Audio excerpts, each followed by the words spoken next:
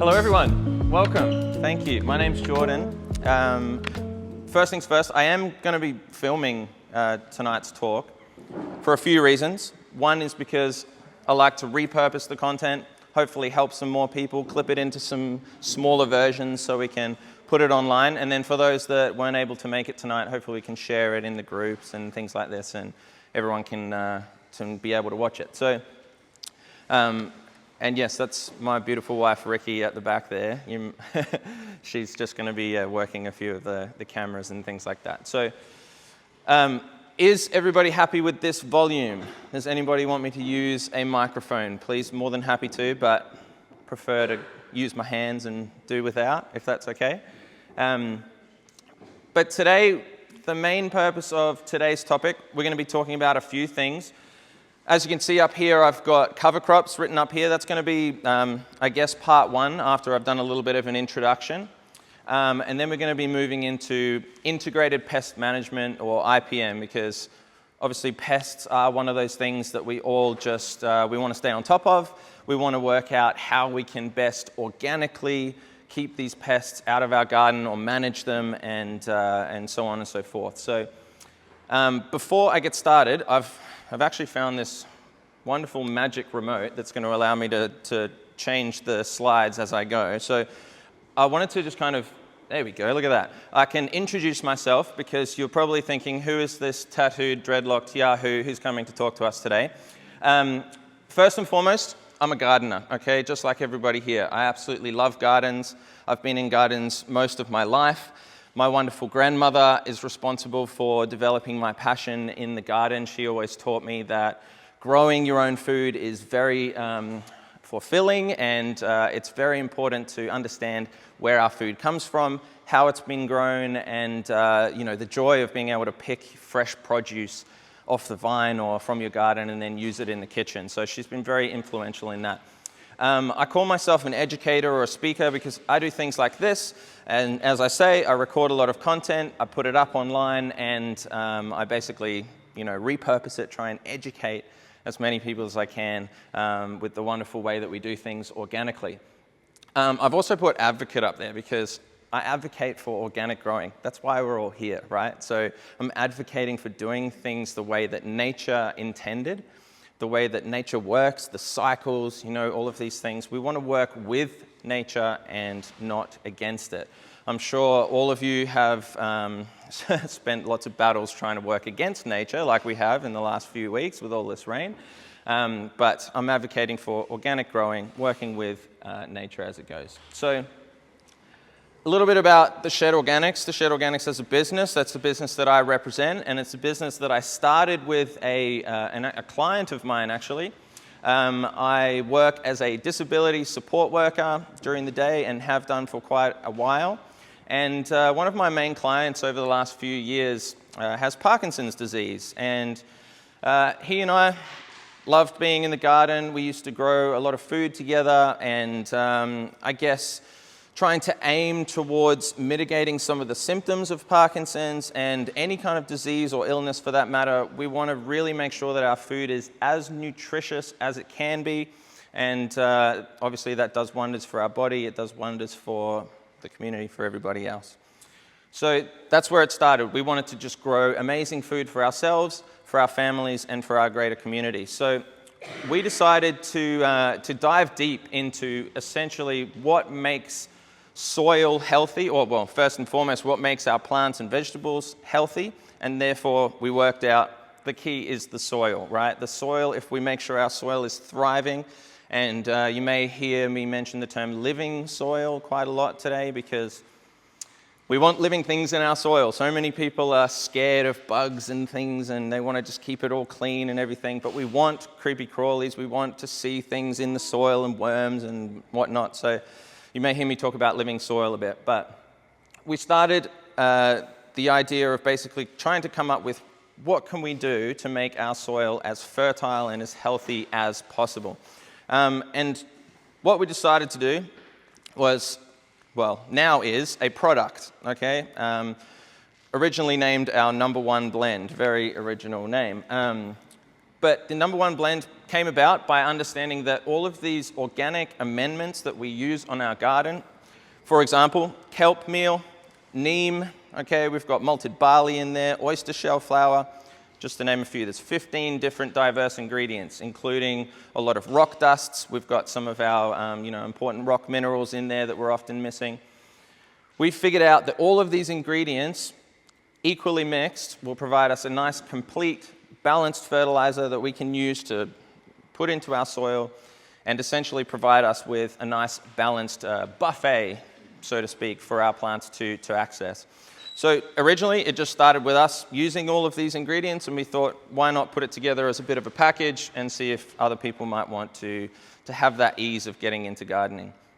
And the focus of the business initially was to encourage just, your everyday Joe Blow to come and learn about how to access organic gardening and high-quality organic amendments to use in their gardens, and make it nice and simple. Because the focus for us primarily, we were growing in pots, containers. Who's a pot container gardener? Small garden, small things. Okay, beautiful, beautiful. That's where we started, all right? We wanted to basically have a container that once you'd used your crop or you grow your tomatoes out of your container, at the end, a lot of people tend to just discard the soil and buy some more potting mix and start again. We found that the general idea is that's what people do. They go, oh, it's kind of done and dead now. Discard and new bag of potting mix. And we found that by using these amendments, we can build soil health over time. And actually, year on year on year, it gets better and better and better. So that's where that came from, okay? And who's actually in raised beds or in the ground? Who grows things in the ground? Wonderful, amazing. A lot of us, beautiful. Well, that's the best place to do it, isn't it? And what about those, who's on acreage or lucky enough to have a bigger farm or anything like that? Nobody. One? Lovely, that's okay. Well, I'm jealous of you anyway. We all want that kind of space. But it primarily started by trying to, inspire people to start growing in containers and to realize that you can actually build a healthy living soil ecosystem on a small scale, and that it is possible to grow healthy organic food on a small scale. So that's kind of where that came from, and a lot of the information that we're going to go through comes from that kind of idea that we can do it on any small scale. The one thing that I will preface by saying is that you will have noticed, probably if you were growing something in a smaller container, that, in nature, as above, so below. If you have a very small container and then you have an enormous plant or a tomato plant, chili plant, capsicum, something like this, or even trying to, I don't know why you would, but corn out of a very small container, these things, you're probably going to be playing catch up a lot of the time. You're going to be needing to feed it a lot of the time. You're going to come up against nutrient deficiencies a lot more commonly than if you had a larger soil volume. So I'm sure we all understand this. If you put something in the ground, it's got a much bigger soil battery to have access to all of these nutrients and things. So the smaller scale, you are going to play catch up. The plant itself needs nutrients that the soil biology cannot provide for it. It's not fast enough. It's not turning the mulch layer and all of these, amendments, or even, whatever we're putting into the soil, compost, worm castings. It's not quick enough to become plant available for that plant, so you're going to be playing catch up and you're going to be facing all of these problems probably more commonly. So that's a little bit about the Shed Organics. I also run a podcast. As part of that, I get to chat to some absolutely wonderful people who know a lot more than I do, and I get to pick their brain and share it with everybody, so I very much enjoy doing that. I'm a husband to my lovely wife, Ricky, and if you hadn't noticed already, a father-to-be, so very, very soon, to be quite honest. So very exciting. So first and foremost, I'm going to dive into cover crops, okay? Who here has used cover crops before? Cool, quite impressed with that actually. And you're still using cover crops? A couple of you. All right, hopefully everyone's hand's going to go up by the end of this. So what are we going to learn about cover crops today? Okay, first and foremost, what are they and why are they important? Why are we going to use them? Okay, cover crops are one of the things that can help build our soil health over time and can really be quite useful. So we're then going to go choosing the right cover crops, and just as I mentioned before, on different scales require different kinds of cover crops, or certain cover crops are suited to different situations. We're then jumping into the benefits, a few there that are mentioned: soil health, okay, that's what we're talking about, weed suppression, everybody loves weed suppression, and moisture retention, not that any of us need that right now. And then some practical techniques, okay, just how to go about maintaining them, planting them, terminating them, etc., etc. So, I've already asked that question, then I jumped ahead of myself, there we go.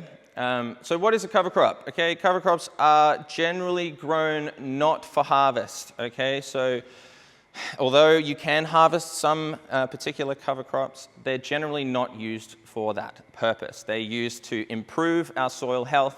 They're used as an intermediary between your main primary crops, and just to basically either provide mulch, provide aeration and some sort of, I guess, like moisture protection, weed suppression, all of the things we've been talking about. We'll go into all of those in a second. The key benefits: we're adding organic matter and nutrients to the soil. It's going to prevent erosion and retain moisture, okay, something that's quite important. We've seen on large-scale farms and properties, when you've got so much rainfall coming through the area, it tends to wash away loose soil. So nature really does not like empty, bare ground. If you've ever had any bare soil in your garden, then most likely it's going to have weeds in it very, very soon, or it's going to get washed away, okay? If we think about our natural forests or our bushlands and things like this, okay, the natural succession is that weeds come first, then you might have your grasses, then your small shrubs, and then we work up to your bushes, your trees, your larger canopy, etc., etc. Then what we have is a self-perpetuating system, okay? So we have our trees dropping their leaves and their sticks. We have bugs that are dying. We have animals dropping their droppings everywhere. We have animals dying and all sorts of things. And it's falling down and creating a mulch layer, okay? And that mulch layer is feeding our soil. All of the wonderful beneficial microbes and worms and things are pulling down those nutrients into the soil, okay? And that's feeding our soil, therefore feeding our plants, feeding us, okay? So that's the kind of cycle that we're trying to achieve on any kind of scale, on this smaller scale. So cover crops is part of that, all right? A couple of other things that we've already mentioned up there as well. So a couple of types of cover crops, okay? You may be very well aware of some of these already, and there are quite a few that are missing that you may already be able to use as well. So first we spoke about is our grasses, okay? These are primarily for maybe our farmers and things like this on larger scales, even people that might have livestock and things that might want to eat some of these cover crops as well.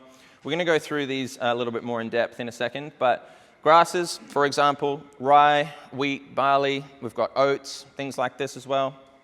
Okay, our legumes, snow peas, we know that they're great nitrogen fixers, okay? They're bringing atmospheric nitrogen down into the soil, making it plant available. Sorry if I'm standing in front of the way of this one for you guys. I'll try and move around. Snow peas, lupin, clover, cowpea. Okay, wonderful. We've got our brassicas. Okay, most of our brassicas have some decent root systems. In particular, something like a radish goes down a nice deep taproot and can break apart soil compaction and actually provide some nice moisture going down into the depths of the soil there as well. And then the last one, non-legume broadleaves, a different kind of category, but something like buckwheat is really, really useful, which I've seen in our seed trays that you had available there, which is wonderful.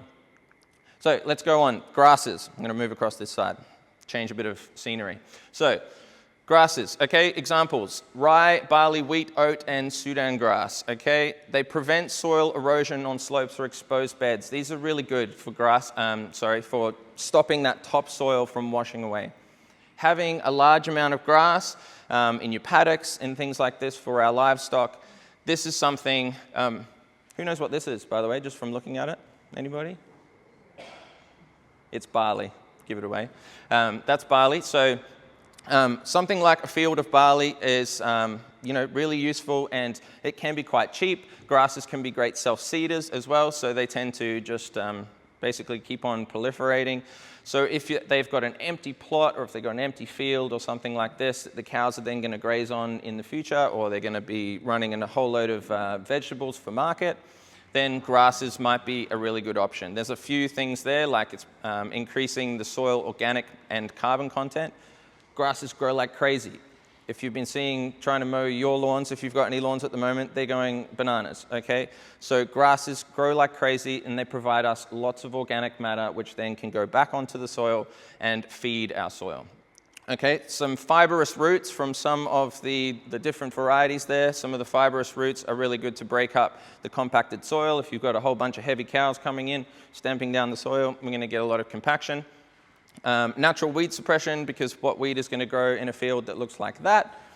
And then a good source of straw mulch, okay? So that's kind of what we talked about as well. You can cut it, you can dry it on top of the ground there, and it provides some good mulch, good moisture retention. Legumes, okay? Anyone seen this one before in the picture? We know what that is? That is woolly pod vetch, okay? So vetch is a nice climbing variety, okay? Just like our beans and our peas and things like this. So our legumes add nitrogen to the soil, okay? They convert atmospheric nitrogen into plant-available forms. They actually, make it really easy for our roots around the rhizosphere to pull in that nitrogen and use it quite quickly. We will speak about crop rotation in a little bit, but things like legumes are used in crop rotation to provide fast nitrogen to the soil. They're really good for heavy feeders like our tomatoes and our corn. If we've heard of the Three Sisters method, this is why people use corn and then grow their peas up the corn, and so that they can keep a steady source of nitrogen, have those symbiotic relationships underneath the soil with the mycorrhizal fungi that are helping to stimulate that. Again, deep root systems, improving aeration, and some beautiful flowers that bring in our pollinators and beneficial insects. So yeah, some wonderful examples there. And of course, snow peas, beans, you get a crop if you leave them long enough. So you might be lucky enough to get some crop out of it as well. Brassicas, okay, this is a field of mustard. Brassicas have natural biofumigants that suppress pests and disease, so they're useful to have in any kind of garden for that reason. Although a lot of people have mentioned, they go, well then why do my cauliflowers and broccoli keep getting eaten?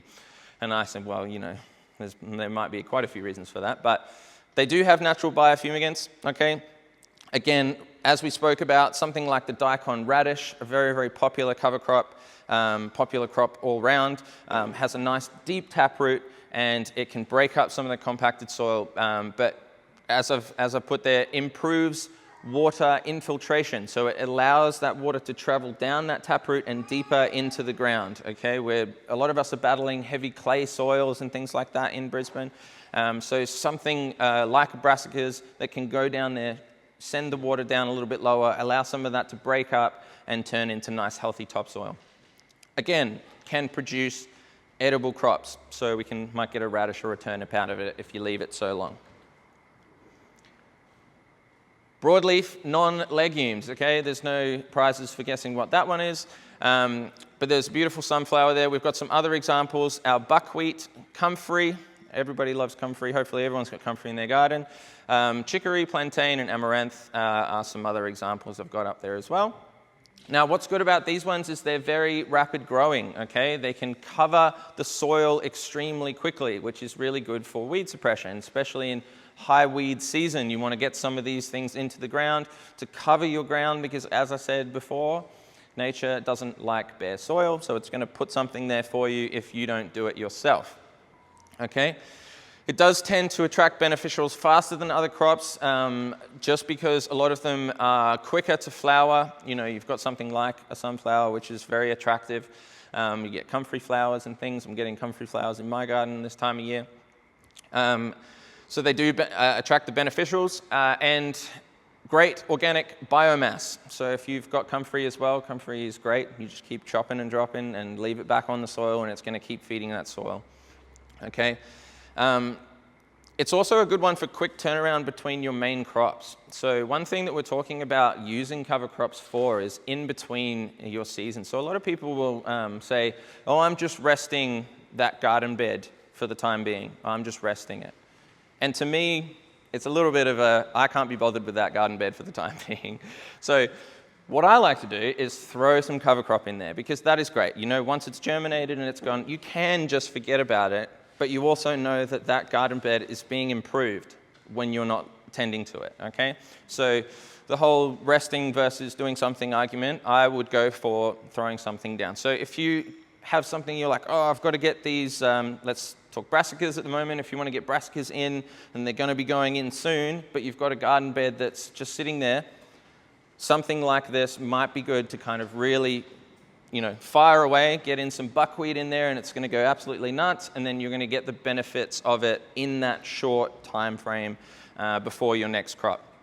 Again, great self-seeders. If you've ever opened up a sunflower, you know it's got a million seeds behind those beautiful pollen. All right. Choosing the right cover crop, another change of scenery. So, many factors can influence why we might use certain cover crops and for what situations, okay? And it does vary, okay? What I'm gonna do in a second is talk about the originally named number 2 blend that we created, which is a cover crop mix, okay?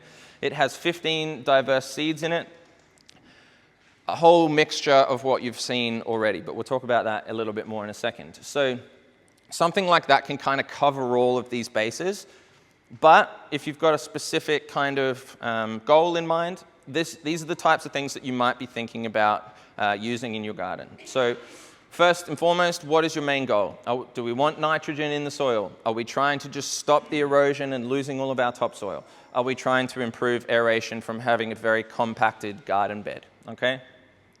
That kind of sets you on the path to go, okay, these are the types of things that I might want.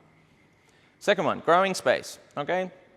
You know, this does have a cost. So if you've got an enormous garden bed, it might not be beneficial to you to be using something that does cost a little bit more money, okay? Obviously, we're all into saving our seeds and trying to use all of this so that you don't have to buy these things, and I'd rather you didn't have to buy from me, but these types of things, you know, you want to factor in whether or not you're having to do it on an enormous scale and whether you need to get the tractor out and start, you know, tossing seeds everywhere and this kind of thing.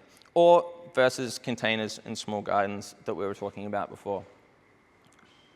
Another one, seasons, obviously, that's quite self-explanatory. A lot of the things that we might grow, say, for example, in this mix, I've got snow peas, okay? Snow peas do not like our hot summer sun here in Brisbane. So they tend to just become seed meal in our soil.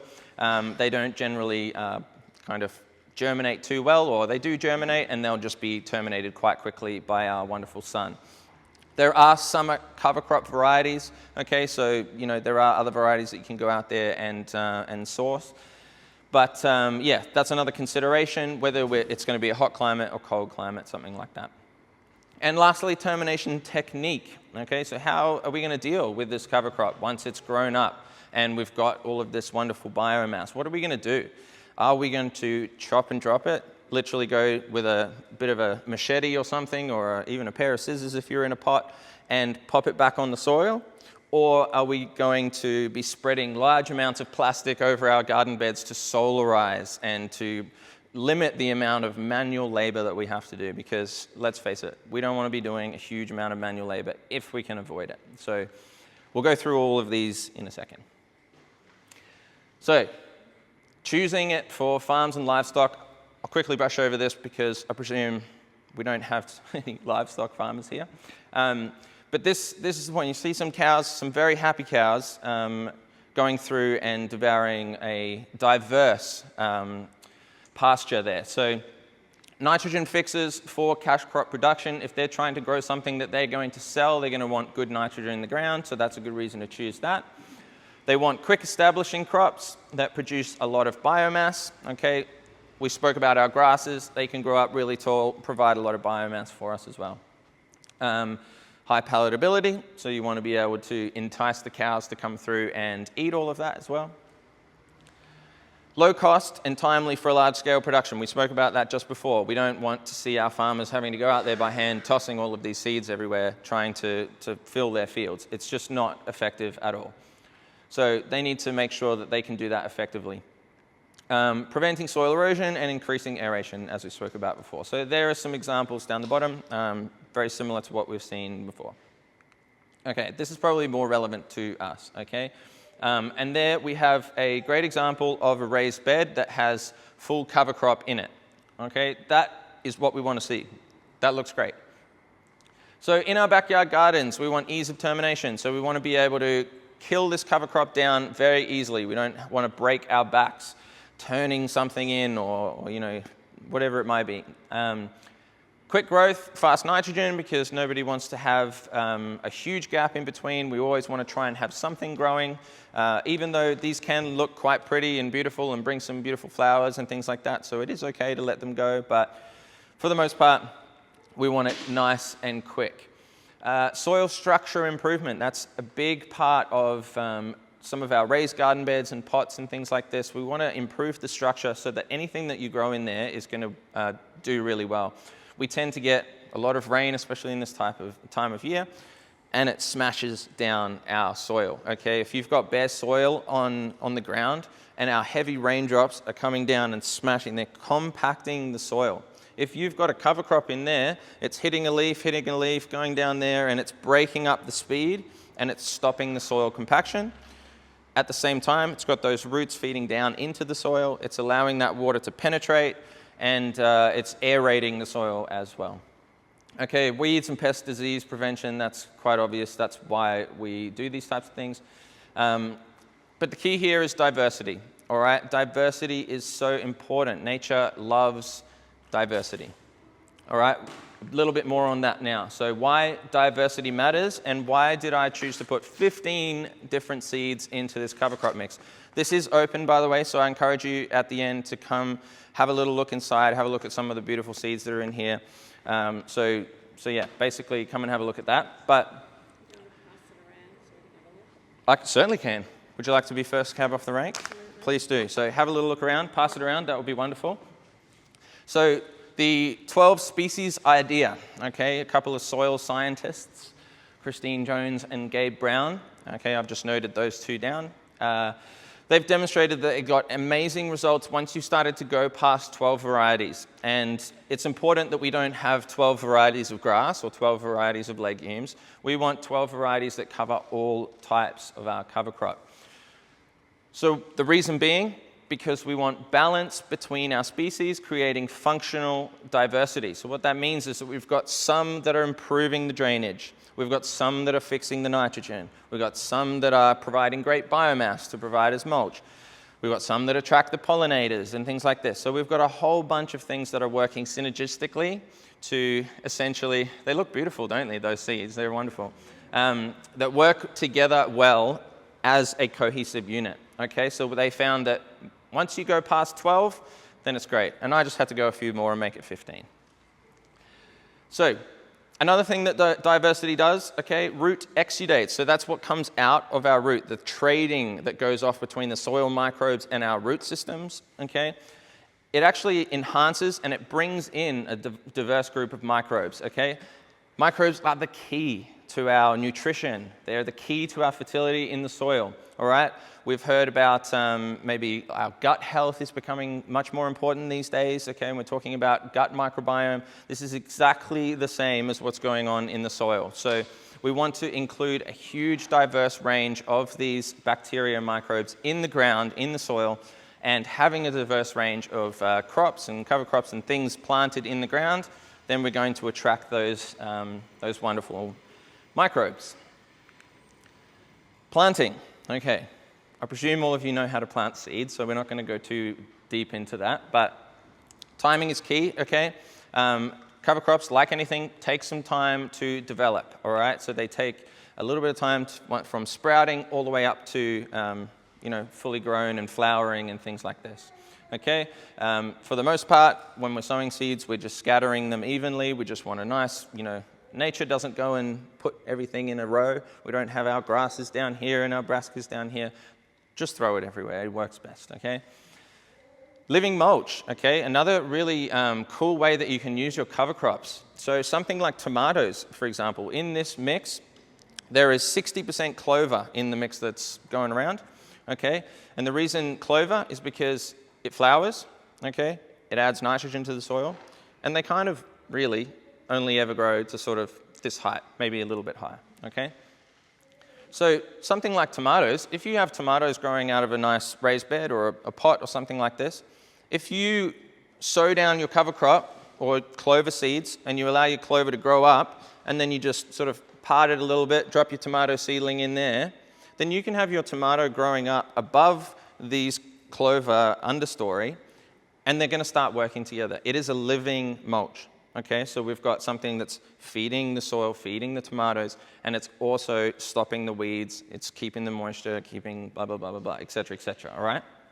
So that's a really useful one.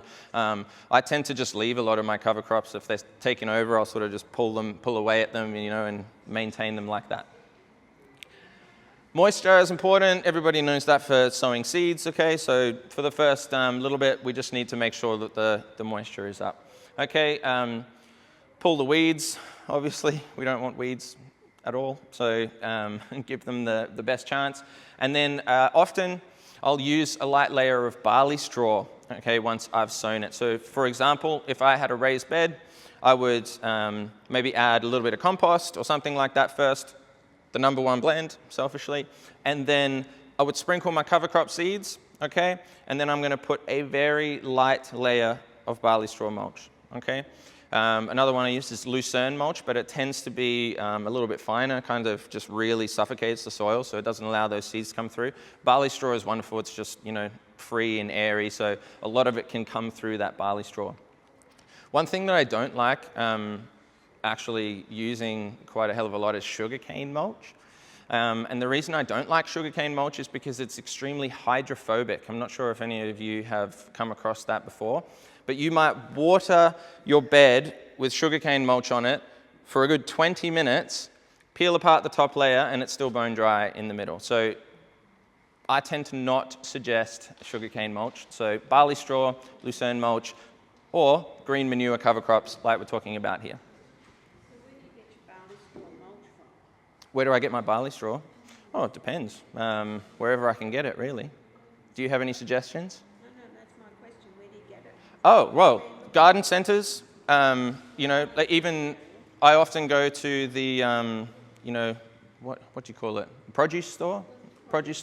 Yep, so they often have big bales. You might have some people that just are giving away bales of straw, barley straw. So yeah, that's a really, really useful one to use. But mostly produce stores is probably where I get mine. Cool. Maintaining, right? So once we've planted, adequate moisture for germination period, first couple of weeks, that's pretty obvious. Fertilization, we don't need any fertilizer for cover crops because they are technically going to be our fertilizer. So we don't need to be feeding them with fish emulsion or anything like this, although it's going to be great. You don't need to feed them. They're going to kind of do that job for you. They are the fertilizer, all right? Thinning and mowing, so that's more for larger scales before it gets too out of hand. If you've got a bed in the ground and you just want to run the mower over it on a sort of a high, well, no mower is really that high, but just a little bit high so it sort of cuts it to the ground and slows it down a little bit, then you can do so. Living mulch, okay, as we spoke about before, having our clover with your tomatoes, your main crop, something like this. If you've got vetch in there and you're trying to grow tomatoes, or if you've got snow peas or something, they're going to climb up your tomato plants. So if you leave it for too long, you're going to have your whole thing covered in vetch, all right? So that's one thing that you just do need to be careful of.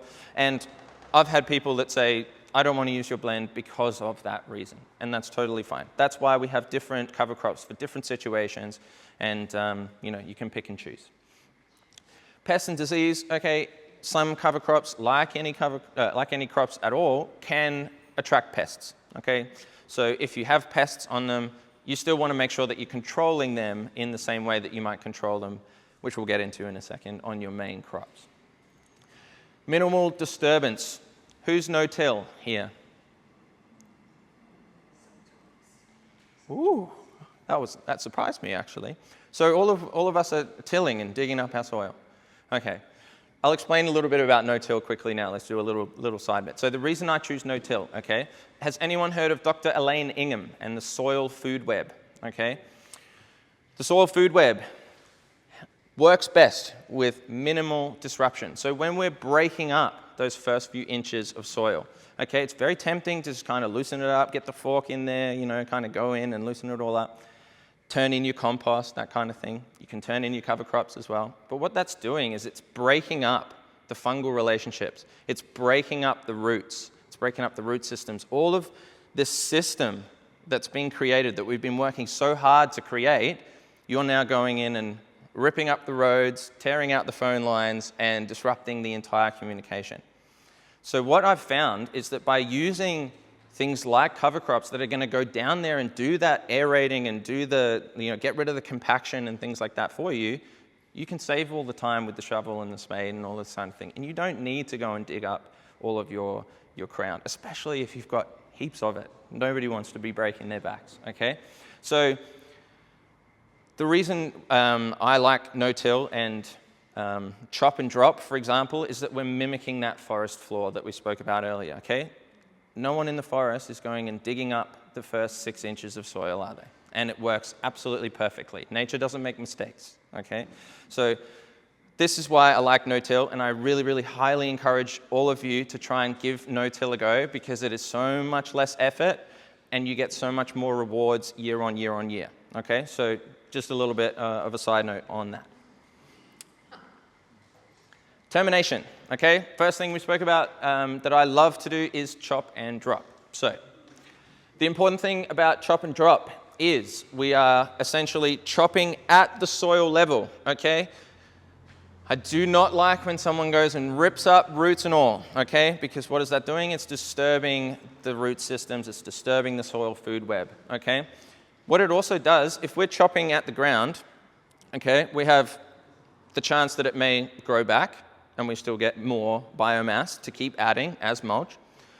And secondly, those roots that are in the ground are still aerating the soil. They've still got these channels down into the soil that are there.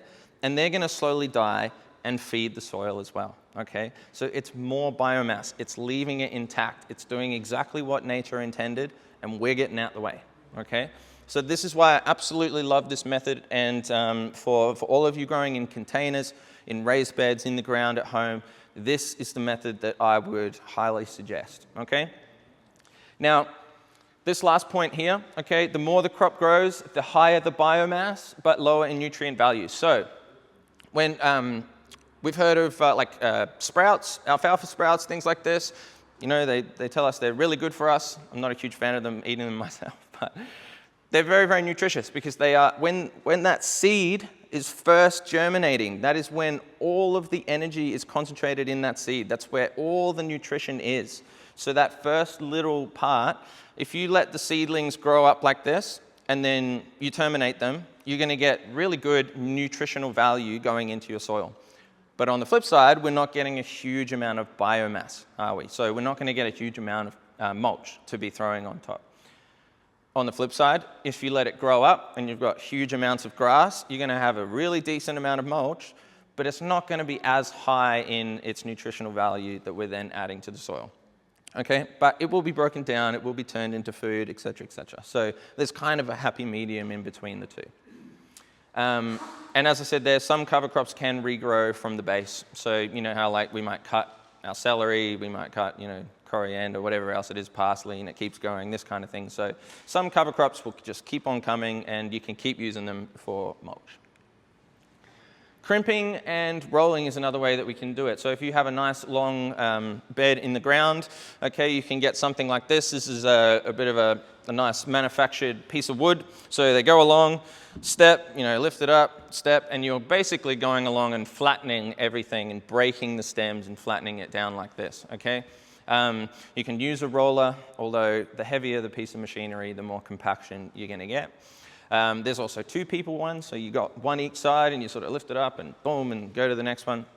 Okay, so that's more so for our larger scales, but that one's also really, really good as well. Okay, it can be generally less labor intensive because you're not going through and having to get in there with a machete or whatever you're doing, so that one's a good one.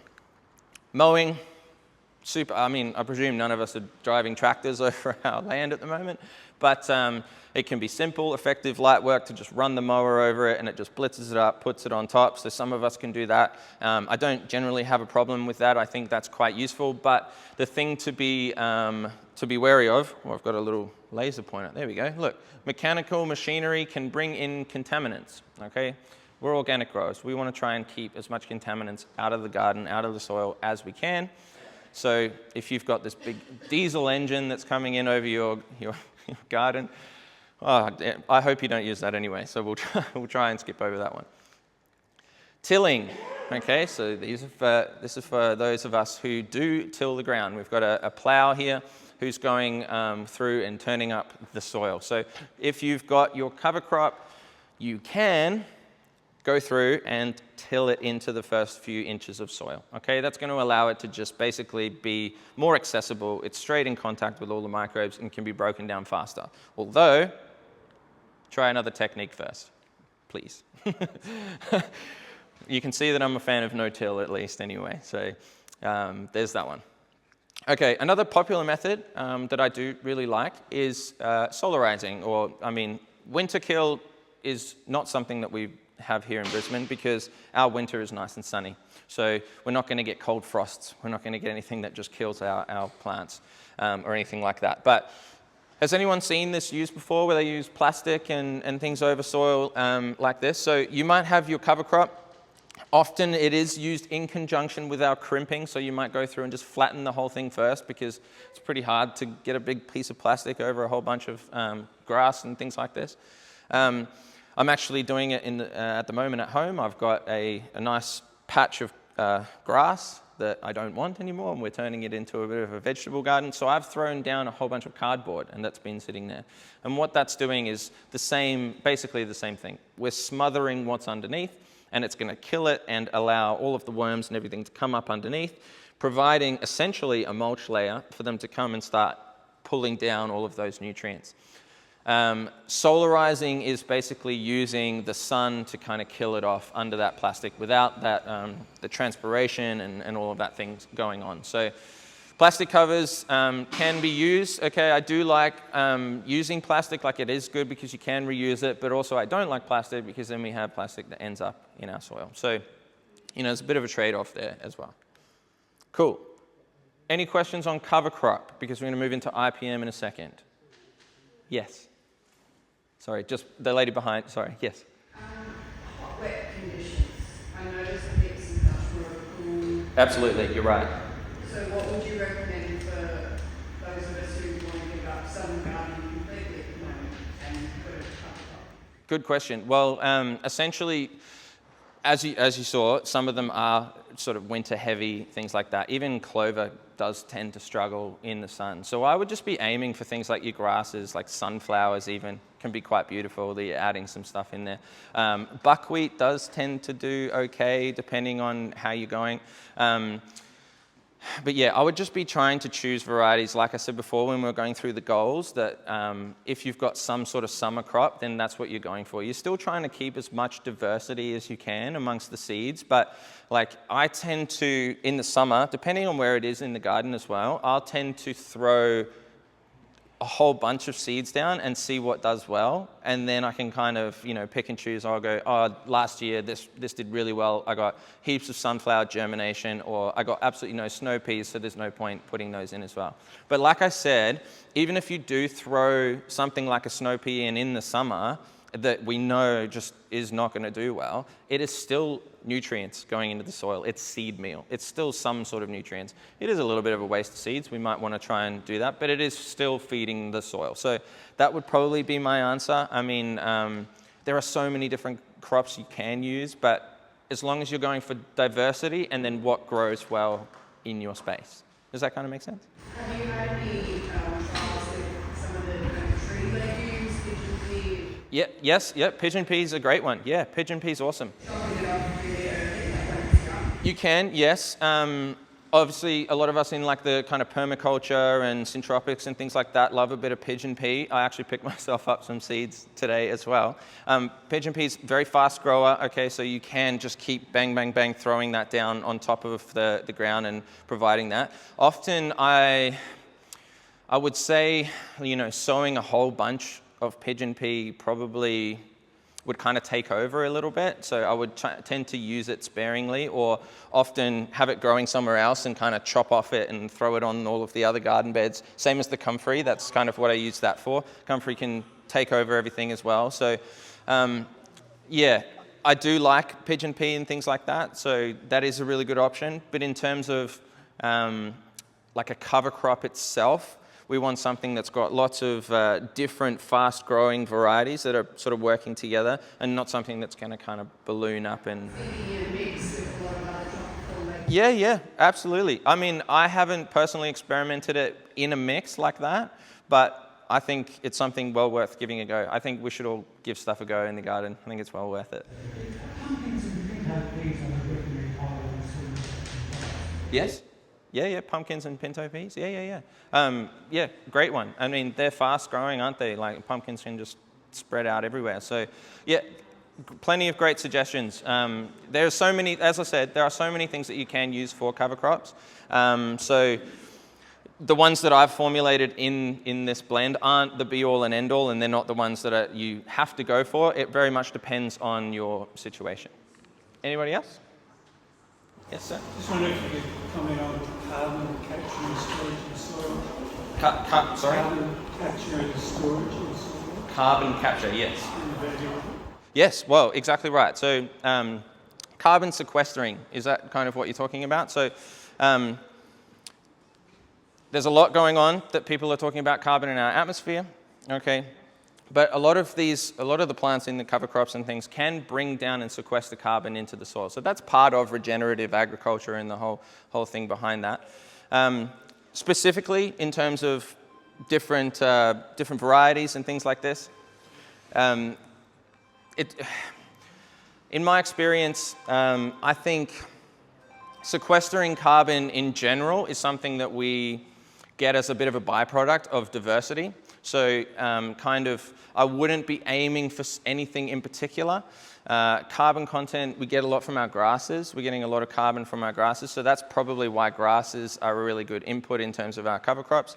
But specifically, I haven't really measured carbon content or things like this, but I've been choosing some varieties of grasses that are going to provide good carbon sequestering into the ground to provide that carbon in there as well. Does that kind of answer your question? I know, I haven't gone into too much detail of it. But.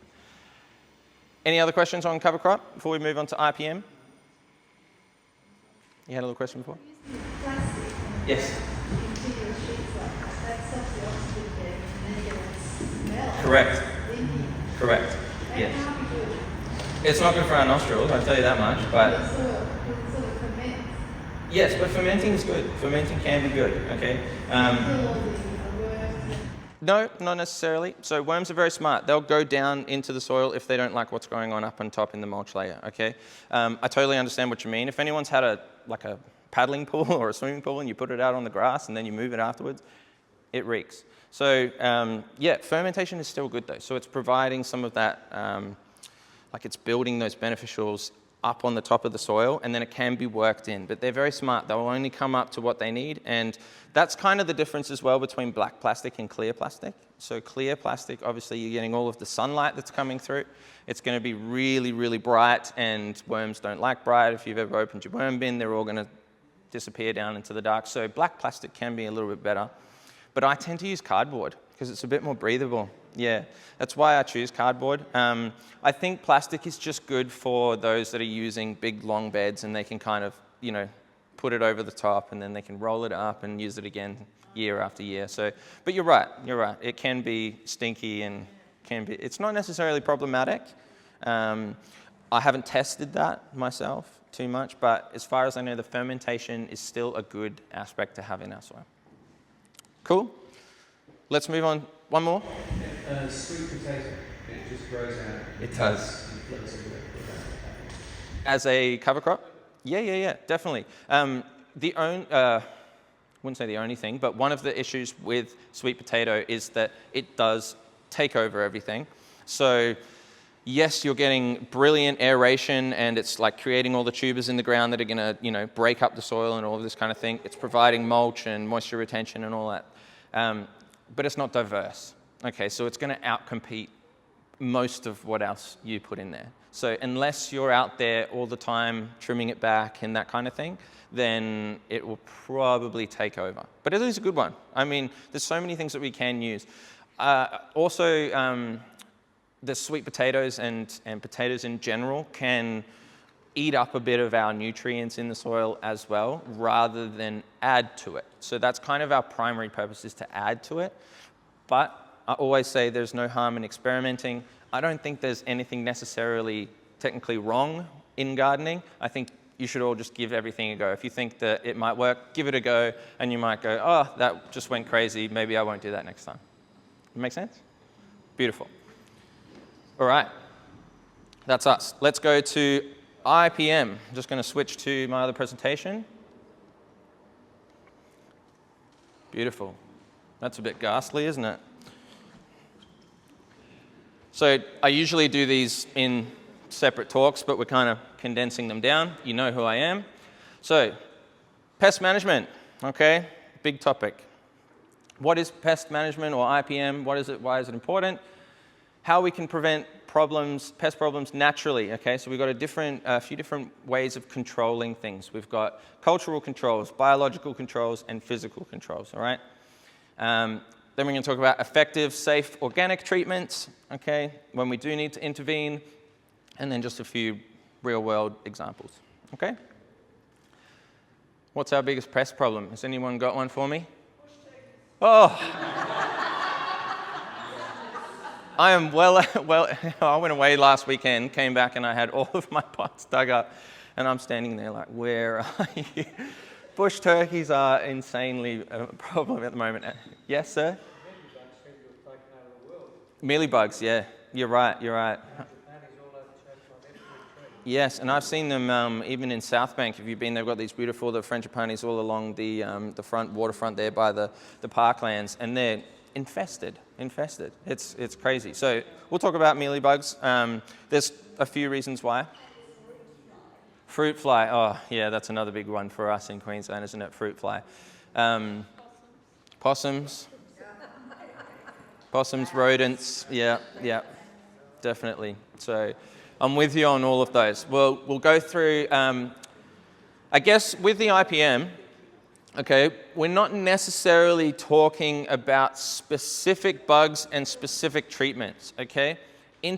Maybe I've spoken about this. IPM is a way of preventing having to go in and use our sprays and our methods, all right? It's prevention, it's monitoring, and it's control. It's integrated into how we tend to our gardens, okay? It's not like, oh, I've got some mealybugs, I need to put this on there, okay? The whole point of preventing pests is to do it gradually as we go through, all right? So why is it important? It avoids dependence on synthetic pesticides, which all of us are well aware of, I presume. We're building plant resilience, okay? We're protecting pollinators and beneficial insects, because obviously our synthetics are going to go and wipe out absolutely everything. And we're supporting a balanced ecosystem, okay? Again, we're talking about balance. We're talking that, this whole full circle approach where everything works cohesively together, and we don't have anything out competing each other and blah, blah, blah, okay? Right, so we're going to go through the IPM pyramid, okay? Now, this little explanation on the right-hand side is actually aimed at lawns, okay? I'm not a big fan of lawns, but this is a really awesome diagram to explain how we go through our different methods of control, okay?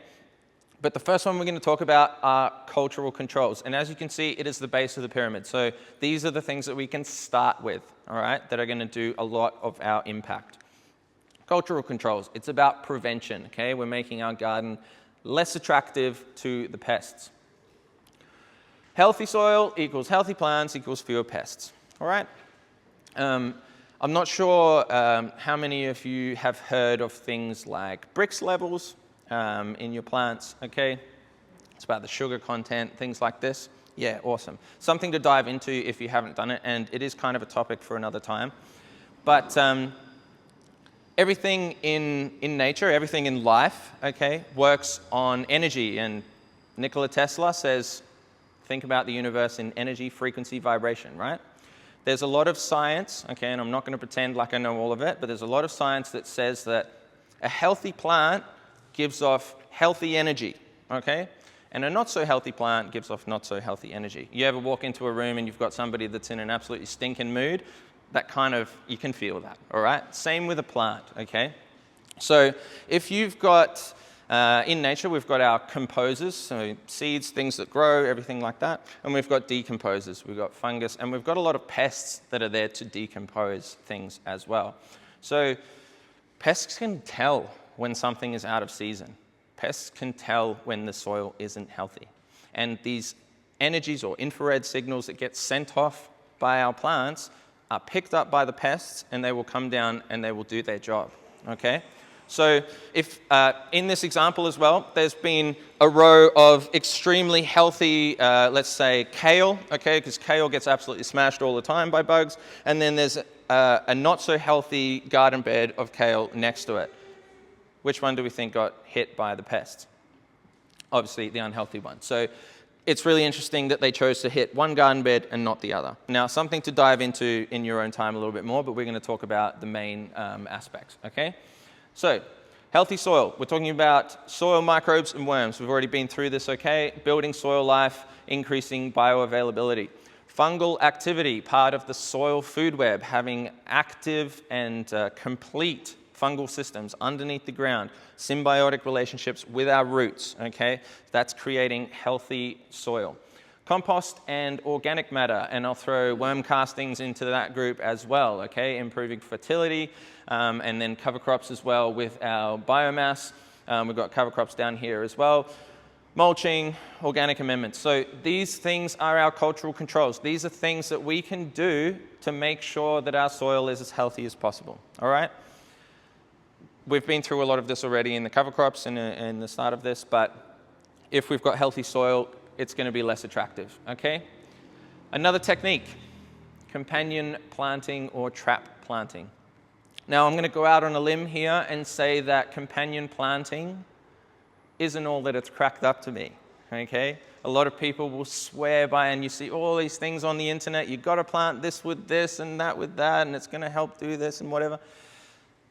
Does it really work all the time? Debatable, okay? What does work is having healthy, thriving, diverse ecosystems, okay? And having things interplanted between each other and having planted together is what works, not necessarily the companions, although things like the Three Sisters method are a great example of a working companion system, okay?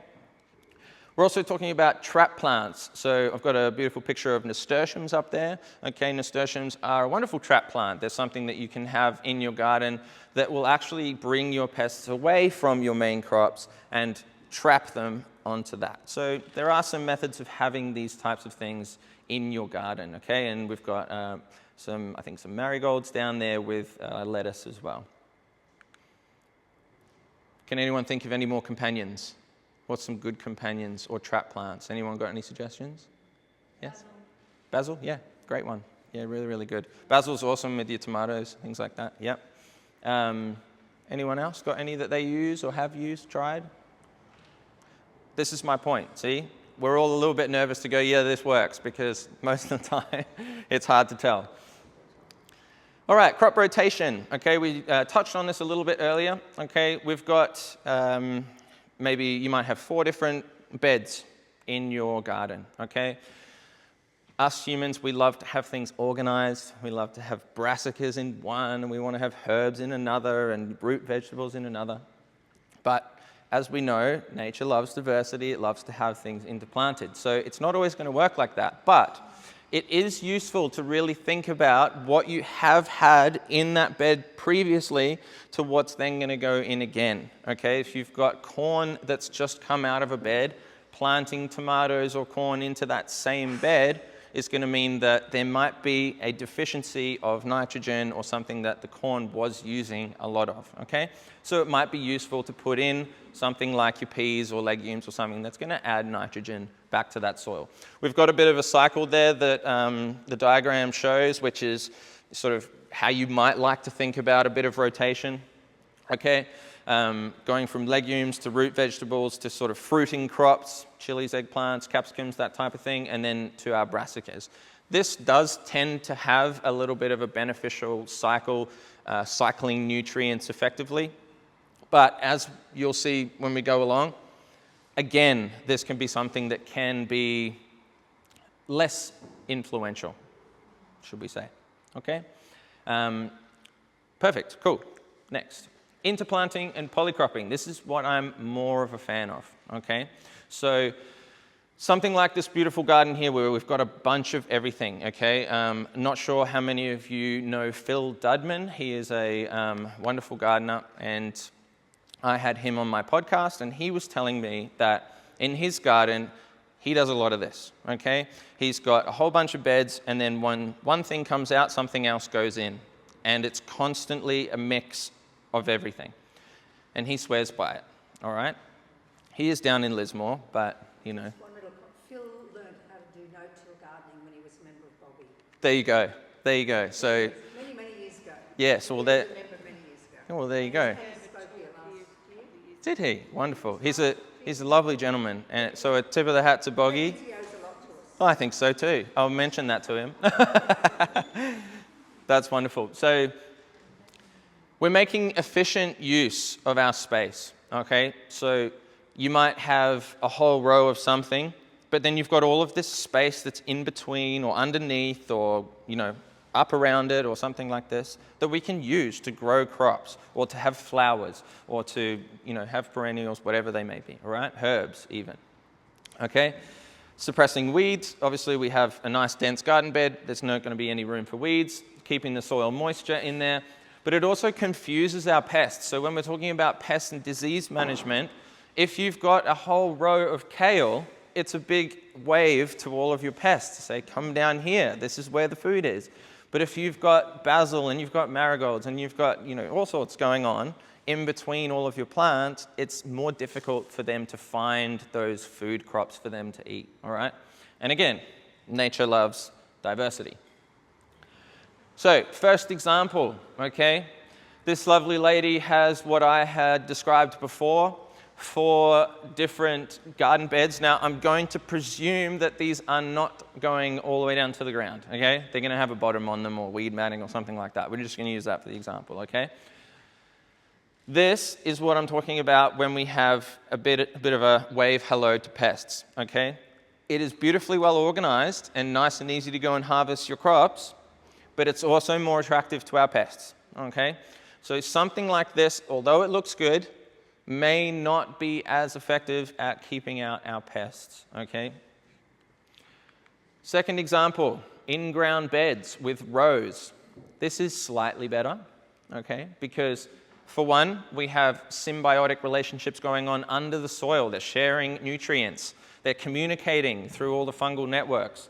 They're letting each other know what's going on, who's being eaten, who needs nutrients, and all of this type of thing. And it's also kind of confusing with a lot going on above, all right? So beautiful garden, you know, wonderful. So something like this is slightly better. This is probably even closer to what I might suggest, okay? Where we've got a whole bunch of things. You still got your little sections. You've still got something in there. But when these are harvested, when we pull them out, our brassicas, for example, there's room for something else to go in there, okay? But we've still got flowers that are bringing in our pollinators, okay? We've still got room for, I think they're spring onions or something in there maybe, and some beans there.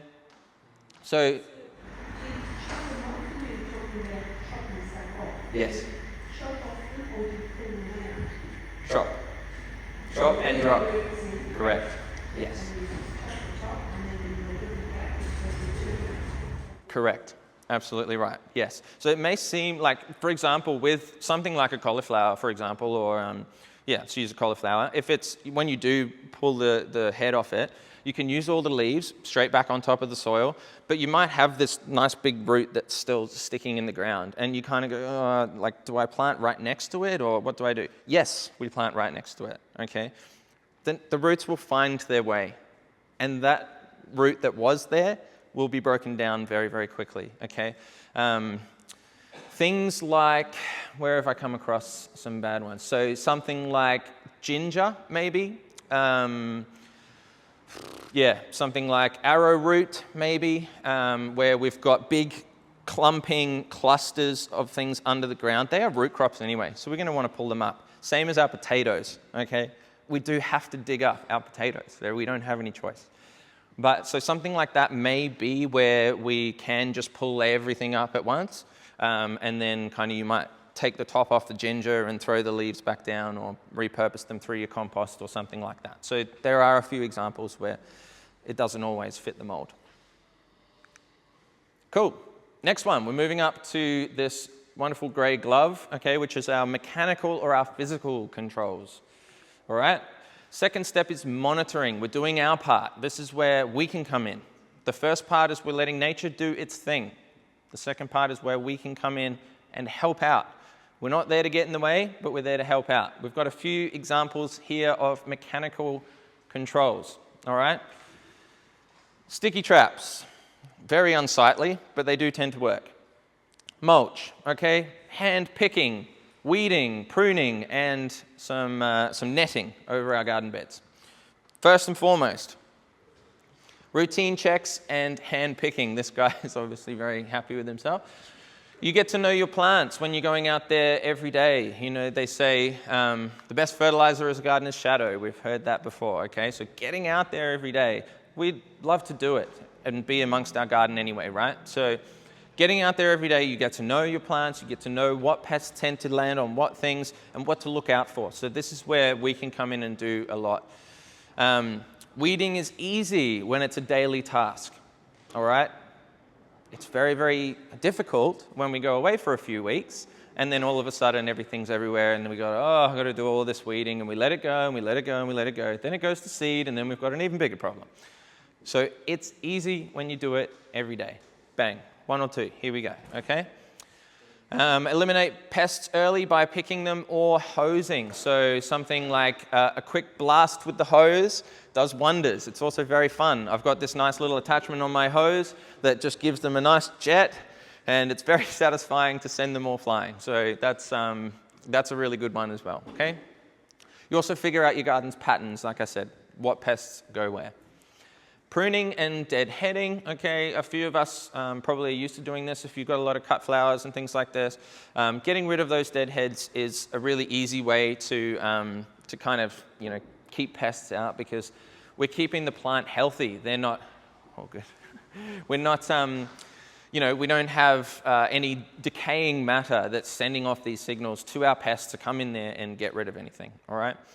It also allows energy for new flowers, new growth, and our fruits, okay?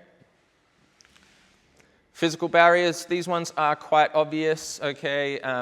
Something for our bush turkeys, our possums, and things like this. We need some very sturdy physical barriers. Something that I like to use right down the bottom there are chickens. Anyone got chickens? Woohoo. Wonderful. They work wonders. They're our little helpful friends, okay? And even on our very modest 600-meter square block, we've got a few chickens that do a lot of work for us. Great for turning compost as well. And they go around and they pick and they scratch and they fertilize. So wonderful, okay? Couple up there as well, we have the sticky traps, okay? The nice yellow sticky traps can be a deterrent. As I said, they're not hugely beautiful to look at, especially when they're covered in things. Shade cloths and greenhouses. So our greenhouses, obviously we're in a warmer climate, sometimes we don't need greenhouses, but having a greenhouse tends to create this sort of mini microclimate in and within itself. So they are also good for protecting our seedlings and things like this from being eaten when we're trying to raise our seeds. All right, next, biological controls. So these are our naturally occurring predator or predatory insects, okay?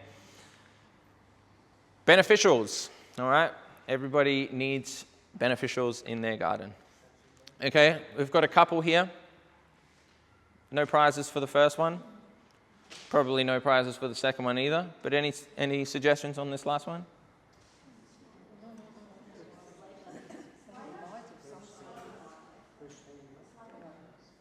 Soil mite. Okay, so we get mites in a whole bunch of different varieties, so it is difficult to see, but that's a soil mite, okay?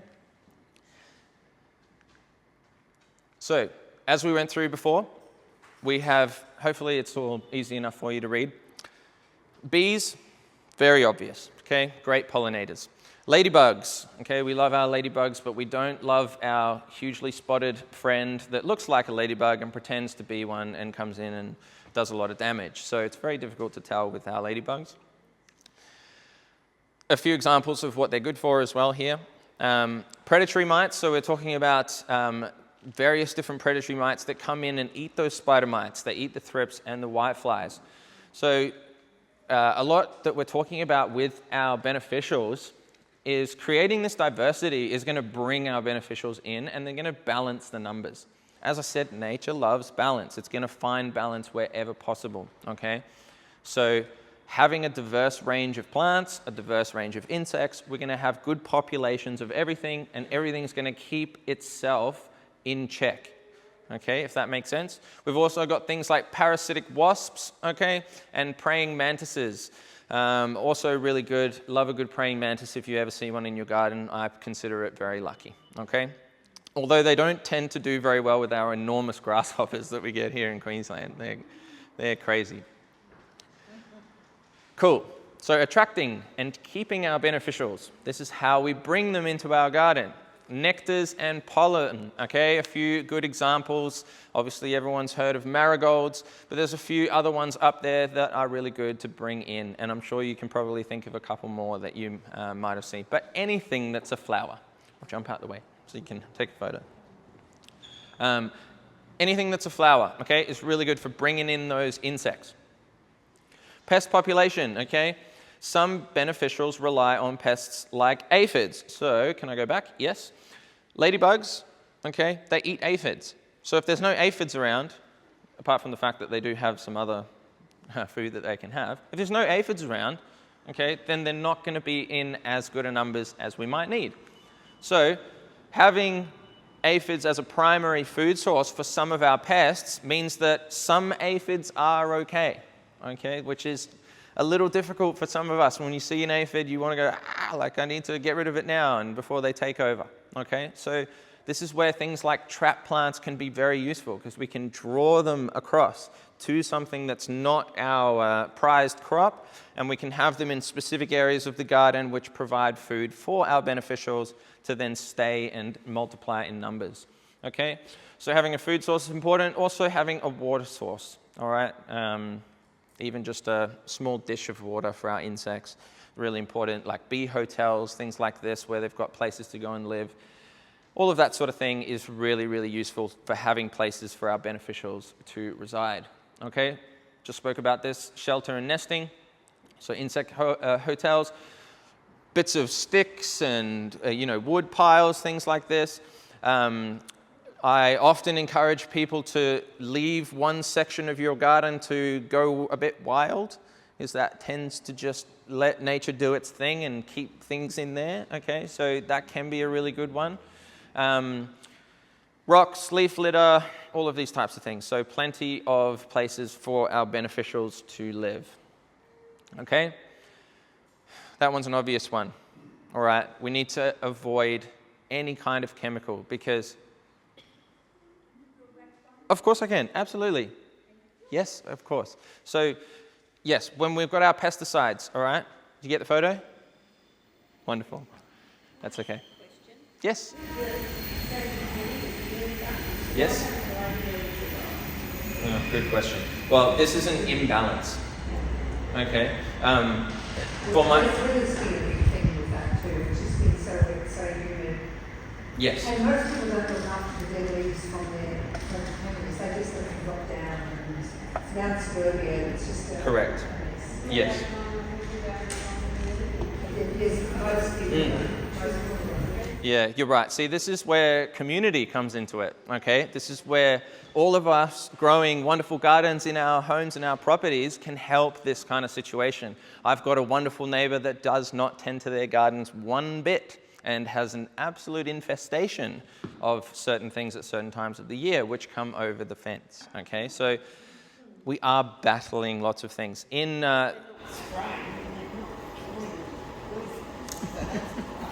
That is a plus. I will take that. I'll definitely take that. So, but to kind of touch on that a little bit more, there is a reason why one thing just doesn't come in and eat the other. Okay, there needs to be a balance. Okay, and we are finding this balance by having a range of everything. All right, it seems like this is just sort of the answer for everything, but it really is. Diversity and a good, complete ecosystem is going to provide the best results. All right. Cool. Companion planting, as we spoke about, having trap plants, companion plants, okay, can help. They can draw things, they can repel things. Something like your basil, really strong smelling things can kind of confuse pests and things like that. So other ways of keeping our beneficials. Right. Microbial and fungal controls. So there's a couple that we can use, okay? So if we are facing a little bit of an infestation, we're going to talk specifically maybe about caterpillars in this instance, okay? Where we do have some control methods that are safe for our pollinators and for our beneficials because they are naturally occurring substances that we're using, okay? So unlike broad spectrum, when our pesticides that they use on our conventional farming methods where they spray everything and kill everything, these are selective and certain things don't like them and certain things won't bat an eyelid, okay? What's also good about microbial and fungal controls is that they last a long time and persist in the environment, okay? So they are living things themselves and they will stay in your environment. They might even multiply and they might even prevent further build-ups of these pests. So they can be useful and they can have residual effect. Another one, reducing chemical resistance. So plants, like us, we develop resilience to things, okay? So hopefully all of us partake in some form of exercise, and gardening is one of the best forms of exercise, but that's providing us a little bit of stress and building up our resilience in our bodies. It's the same with our plants, okay? But if the plants are having the same thing all the time, okay, they're going to develop a tolerance. So it's not going to be as effective each time, all right? BT. Heard of BT? Yeah. So another name for this, for BT, is dipple or dipel, or yes, I'm not sure how, I always say it wrong. So BT is really, really good, okay? Caterpillars and their larvae, all right? One of my favorites because caterpillars seem to love my garden. They produce, it's a bit, graphic, but they produce toxic proteins that when eaten, they go and disrupt and eat them from the inside, okay? So I know that we sometimes want to come back with a vengeance against these things, but that's quite intense. So it doesn't harm the pollinators, the beneficials, humans, or our pets, which is wonderful. Okay, so we have 2 beautiful dogs, and we do not want them having anything coming in that's harmful. Application tips for our BT spray. This goes for a lot of our sprays, this first tip, okay, both sides of the leaves. Too many of us forget the underside of the leaf, and we just go nice big spray over the top, and it sits on top, but most of our pests are underneath. They're hiding under the leaves. My advice is to go under the leaf first, so we're coating the leaf before we put it on top, because you tend to put it on top and it sort of weighs down all the leaves, and it's much harder to get under there, okay? Again, reapplying after heavy rain, so if we're like this week, you'll be reapplying every 5 seconds. BB, okay, or Bavaria bassiana. I'm not very good at saying those names, okay? Another one that's really good, a little bit less common, okay, but another one to look out for if you've ever heard of this. I just call it BB. Again, fungal based, okay, so the fungal spores infect and kill the insect pest. It consumes them and kills the pest. It creates more spores, Okay, so our fungal spores replicate. They're going to stay in our soil and they're going to keep protecting against all of our pests, all right? Mixing the spores with water, applying to the leaves where they feed, and we can also completely drench the soil as well, and it's not harmful whatsoever, which is wonderful. So another good one to look into. And it doesn't harm ladybirds. Sorry? It's not interested in ladybirds. And It doesn't harm them? I'm No. asking, it doesn't harm the beneficial insects. No, that one as well. All of these don't harm beneficials. So I wouldn't promote anything that does, because we want to try and keep those beneficials around. I mean, overuse of anything is going to cause an imbalance, but that doesn't necessarily mean it's going to go and directly harm them. So I would just use it sparingly. A lot of these that we're now moving into our controls, where we're stepping in and providing some sort of treatment, for example, we only want to do so when it's absolutely necessary, okay? We're not just going to be liberally applying the same spray every single week, although I am going to give you one that you can use regularly. Okay, mycorrhizal and trichoderma, okay? Mycorrhizal fungi is one of our best friends, all right? I use it religiously, okay? You can buy these beautiful mixes of mycorrhizal fungi powder that you essentially can sprinkle on the root ball. You can dust your seeds in it, and what it's doing is it's providing that fungal relationship with the seed, with that initial taproot that comes out straight away. It's building those relationships from the get-go. Mycorrhizal fungi are building relationships, and they're barriers to protect them. They encase the roots as well, okay, and stop them from being eaten. Trichoderma also outcompetes mildew, rot, and damp diseases. So if you've got trichoderma in those mixes as well, it's going to be really helpful to stop any root rot and things like this when we get really damp conditions, again, like we have at the moment, okay? So as I said, you can apply the fungi mix to the root ball when planting. So if I ever have a seedling, or if I've got anything really that I'm going to do, pulling it out of the pot, you've got all your roots there. I'm going to slowly turn it around, dusting, a light layer. I even dust around the hole that we're going to be planting in. Bang, straight in it goes. Okay. So highly suggest you look into mycorrhizal fungi as well. Right. Last one. Tip of the pyramid. Chemical controls, okay? So these are where we're going to come into if we do have a problem, if there is something that is completely going to overtake, this is where we can come in and intervene. All right? Action, creating a steady routine and a targeted approach.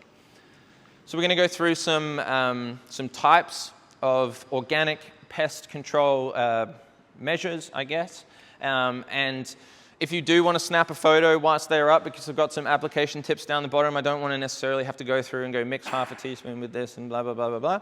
So we're just going to go through a couple and talk about why they might be important and that kind of thing. All right, so neem oil, all right, can be a little bit debated, but I'm a big fan of neem oil, okay? Approved for organic use and naturally occurring, okay? So safe for all of our natives, great against fungal issues in humid climates. That's us. And it's wonderful for all of our aphids and things like that, which we do tend to get a lot of as well. So neem oil is a good one. Insecticidal soap, Castile soap. Okay, a lot of traditional methods you might have heard of using a little bit of dish soap in your sprays, things like this. I tend to have found that Castile soap is a much better quality. You can buy organic Castile soaps. There's one called Dr. Bronner's. I think I might have mentioned it somewhere, maybe in a different one. But you can buy this at all your local organic stores and Flannery's, places like this, right? So Dr. Bronner's soap is really good, organic Castile soap. And often some of them will mix in a little bit of, say, like fragrance, essential oil. There might be a little bit of peppermint in there. So that's one of my favorites, is to use a peppermint one, because it has that added benefit of having that peppermint oil, which can be an added pest prevention. Okay? Everyone happy with that? I'll let you get the photo. Again, super safe, okay? Great for indoor gardens as well. I'll say that now as well, because a lot of us tend to have indoor plants, okay? We've got things where something like neem that has a nice strong smell that's not always that nice, we don't want to be spraying it over all of our indoor plants so that then we're just suffocating from neem all the time, right? So if you've got a beautiful peppermint smelling soap that's going onto your plants, that's a much better option for something that's indoors where you're going to be breathing in that smell all the time, okay? Last one that I might add in, because I need to brush up on my natives. I'm not a huge native gardener, but some native plants and ferns can be a little bit susceptible to some of these things, okay? This goes for a broad range of everything. We want to test on a small section when we're using something first, all right? Really, really important. Essential oils, okay. Essential oils are wonderful, all right? Although extremely potent, very, very strong.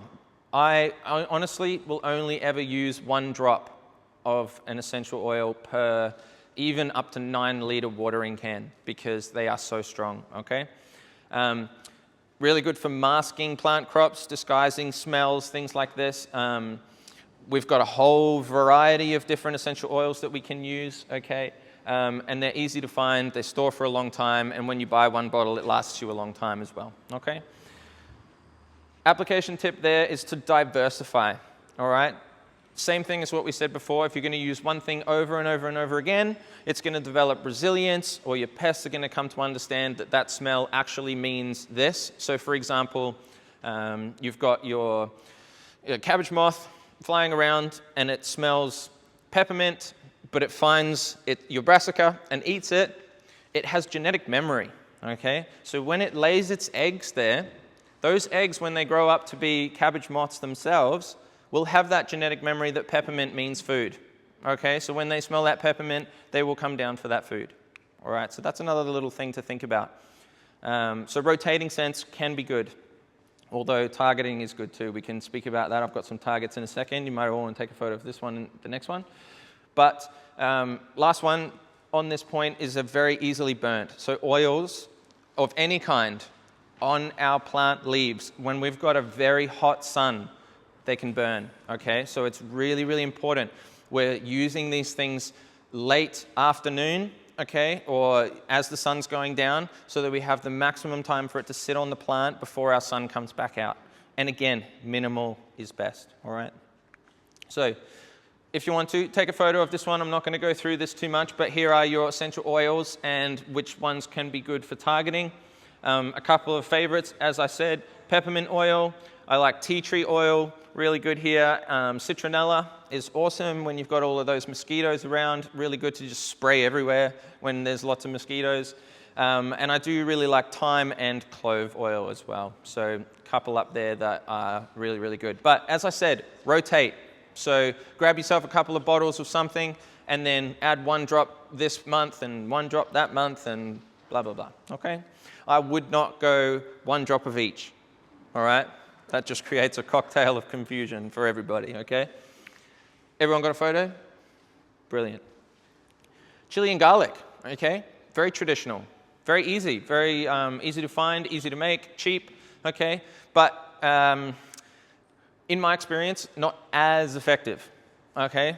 Not as effective. A lot of people, tend to agree, but okay, it does sometimes work and can be a good one to kind of, add to some of your sprays from time to time or use for some targeted things, particularly possums, wallabies, things like this, okay? If you've got a possum that comes in, generally if there's a large amount of garlic or chili or something like that, it's going to want to stay away from it, okay? I say generally because they just seem to come through everything.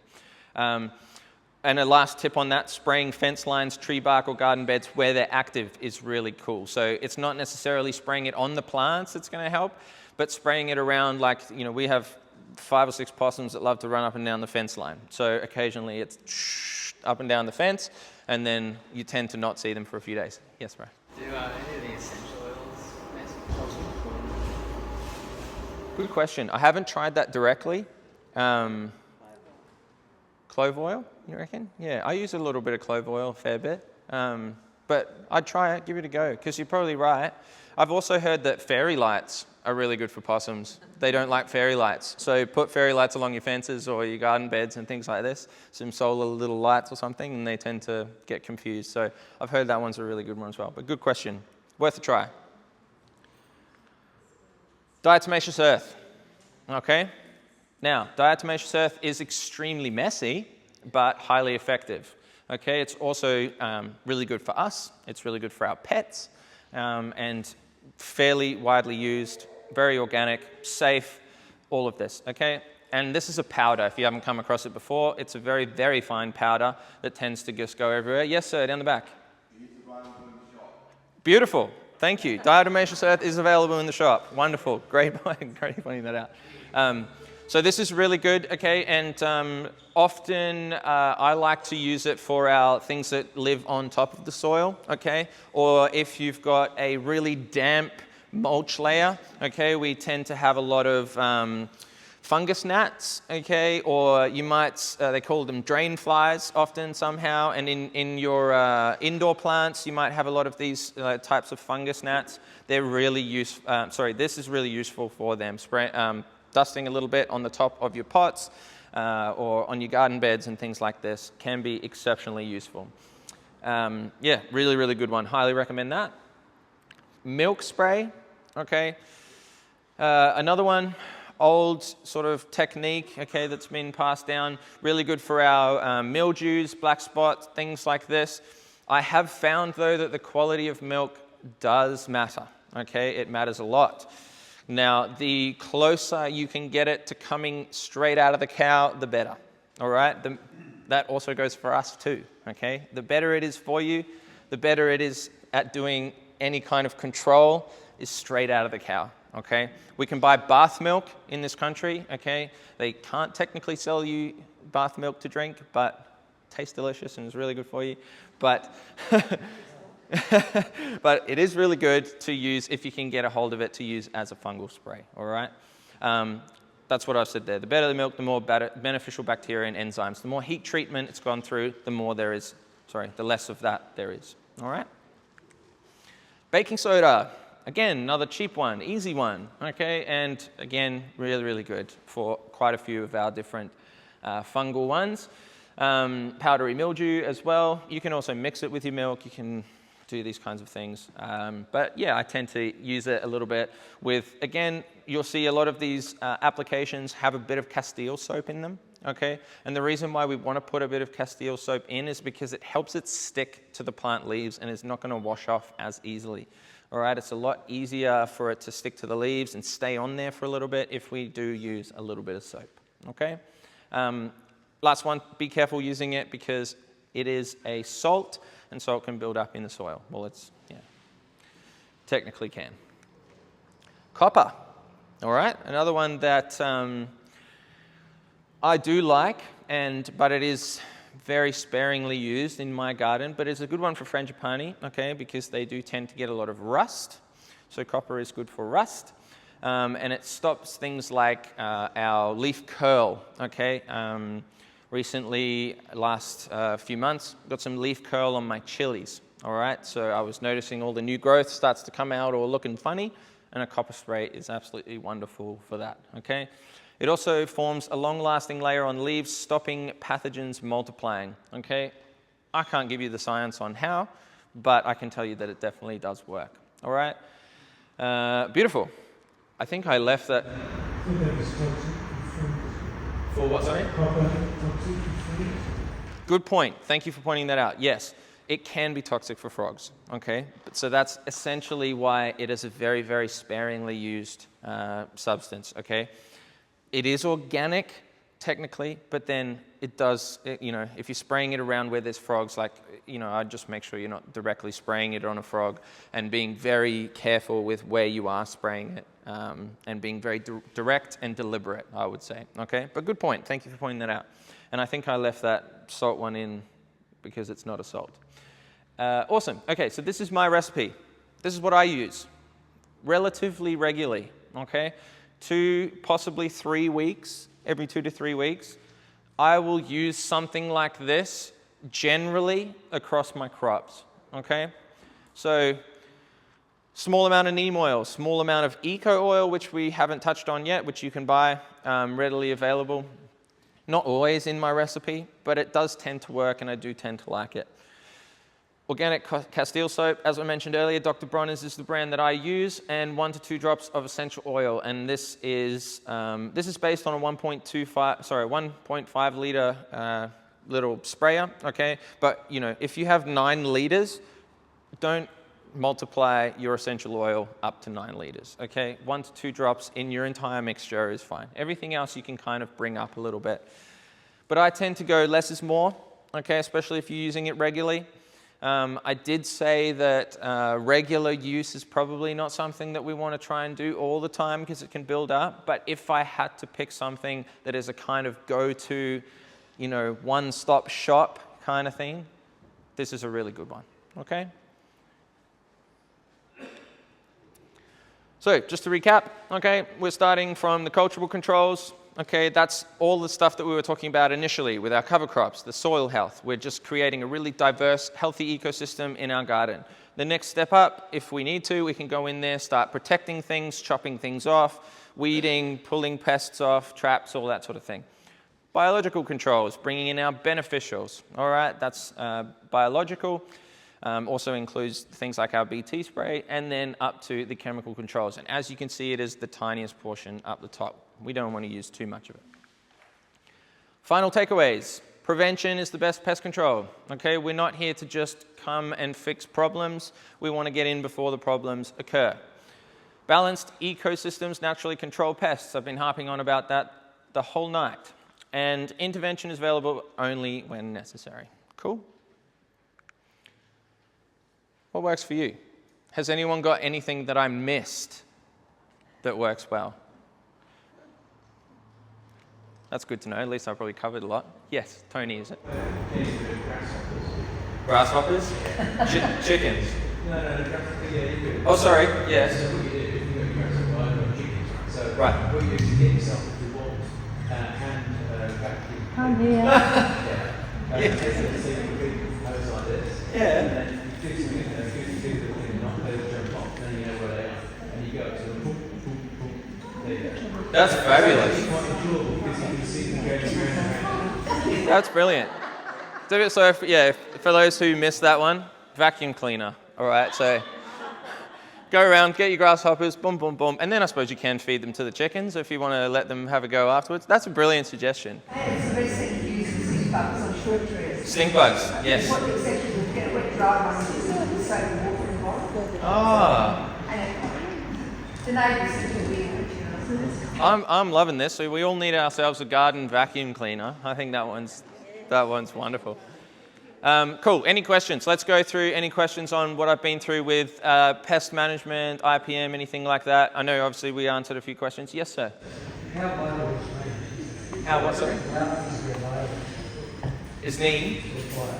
Yes, neem is very, very widely available. One thing I will say with neem is to go for a cold-pressed organic neem oil, okay? Do we have neem at BOGI shop? We do. There we are, sir. Just over there. Yeah, wonderful, wonderful product. And neem's also, I got neem, we call it neem cake in here, but it's a neem meal. Neem is a seed.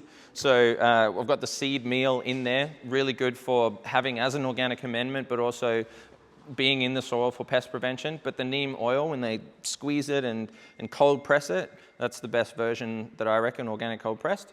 Then, yeah, that's probably what I'd go for. When you specifically seed, Yes, cover crop, yeah. you do it right, or you just Good question. Generally, I will kind of do this, or like go up to my first knuckle in the topsoil, because we want a bit of soil contact, right? We want a little bit of the soil to kind of cover over. Or I'm sprinkling, and then I might do a light layer of compost or worm castings or something over the top. So yeah, absolutely, definitely, but just not, digging up too much. Any other questions?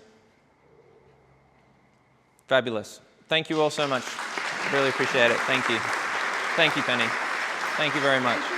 Thank you. Thank you so much. And please,